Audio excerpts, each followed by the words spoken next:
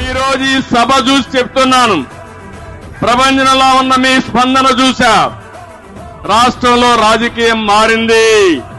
అందుకు సాక్ష్యం ఇది ప్రారంభం మాత్రం. ఇది సునామీగా మారుతుంది. ఈ సునామీలో వైఎస్ఆర్ కాంగ్రెస్ పార్టీ అడ్రస్ గల్లంత అని చెప్పి మరొకసారి మీకు తెలియజేస్తున్నా.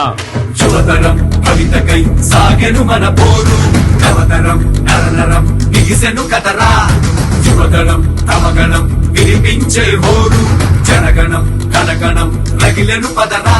తెలుగుదేశం జనసేన 3 నెలల తర్వాత ప్రభుత్వాన్ని ఏర్పాటు చేసి తెలుగు జాతికి దశ దిశ చూపించే బాధ్యత తీసుకుంటామని చెప్పి కూడా నేను మీకు తెలియజేసుకుంటున్నా. చీకటిలో ఉంటూ చీకటినే కంటూ కన్నీళ్లు ఎన్నాళ్ళు మింగాలిరా, మన వేదన వింటూ దిగులొద్దని అంటూ లోకేశే వేకువలా వచ్చాడురా.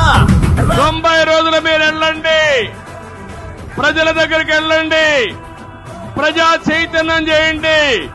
ఎక్కడికక్కడ ఒక సునామీ సృష్టించే విధంగా మీరు పనిచేయండి.